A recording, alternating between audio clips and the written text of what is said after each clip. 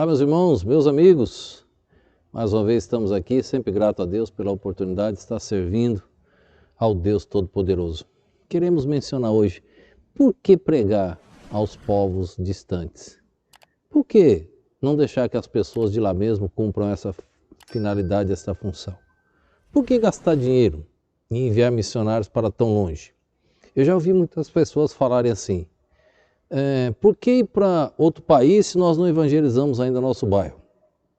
Eu concordo, porque se você ainda não evangelizou o seu bairro, você também está errado, porque a igreja tem que evangelizar sua localidade. Só que a Bíblia, o que a Bíblia diz sobre missões? A Bíblia não diz que você deve ficar no seu bairro, você tem que ficar até os confins da terra. E é isso que nós vamos ver hoje, à luz da palavra de Deus. Então o que a Bíblia diz é o certo e pronto, não tenho o que discutir, não posso ir contra a palavra de Deus. Vamos ler um texto que está na carta de Paulo, 2 Coríntios, capítulo 10, o verso 15 e o verso 16, que diz assim, não nos gloriando fora da medida nos trabalhos alheios, antes tendo esperança de que, crescendo a vossa fé, seremos abundantemente engrandecidos entre vós, conforme a nossa regra, para anunciar o Evangelho nos lugares que estão além de vós, e não em campo de outro, para não nos gloriarmos no que está já preparado. Paulo diz que o propósito dele era anunciar o Evangelho nos lugares que estão além de vós, não nos lugares onde já tinham sido anunciado. Que galardão ele teria? Porque uma pessoa tem direito de ouvir 10 vezes e a outra nenhuma vez. Por quê? Que direito nós temos de fazer isso? Não é correto. A Bíblia é clara no assunto. Missões abrange o globo terrestre inteiro e nós devemos cumprir as ordens do Senhor. Por que pregar aos povos distantes? Porque é uma ordem do Senhor Jesus Cristo. E ordens devem ser cumpridas. Vamos ver alguns versos? Mateus capítulo 28, verso 19 e o verso de número 20. Mateus 28, verso 19, verso 20. Preste bem atenção. E olha, antes de ler os versos, isso está sempre no final dos evangelhos. Esses versos que eu vou ler aqui, Mateus, Marcos, Lucas, João, sempre no final dos evangelhos. Veja que é a ordem final do Senhor. Mateus 28, 19 e 20. Portanto, ide, fazeis discípulos, preste bem atenção, de todas as nações, batizando-os em nome do Pai e do Filho e do Espírito Santo, ensinando a guardar todas as coisas que vos tenho mandado. E eis que eu estou convosco todos os dias até a consumação dos séculos. Amém. Batizando em nome do Pai, do Filho e do Espírito Santo. Onde? Em todas as nações. Foi a ordem do Senhor Jesus Cristo no final do Evangelho de Mateus. Agora vamos ver o final do Evangelho de Marcos, capítulo 16, verso de número 15.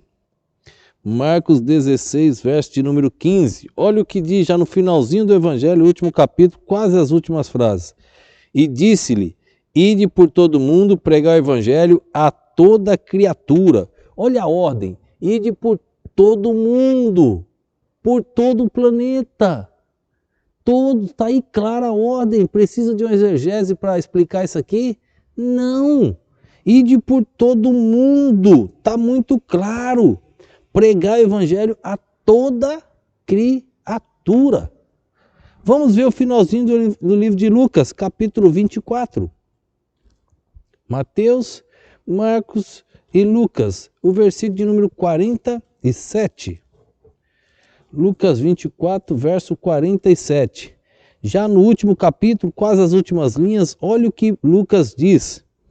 E em seu nome se pregasse o arrependimento e a remissão dos pecados. Aonde? Em todas as nações, começando por Jerusalém. Em todas as nações, começando por Jerusalém. Vamos ver Atos capítulo 1, verso de número 8. E aí em textos a gente finaliza por aqui. Atos capítulo 1, verso de número 8. Mas recebereis a virtude do Espírito Santo, que há de vir sobre vós, e ser-me-eis testemunhas. Onde? Olha o que ele diz agora. Tanto em Jerusalém, como em toda a Judéia, Samaria e até os confins da terra. E até os confins da terra. É ordem. Sabe o que acontece muitas vezes? Nós preferimos os lugares mais fáceis. Nós preferimos aquela terra que já está arada. Nós preferimos aquela terra onde já foi semeado. Paulo diz, não. Nós precisamos pregar nos 4 cantos do planeta. Os lugares difíceis as pessoas não querem ir. Quantas viagens eu já fiz a esses campos?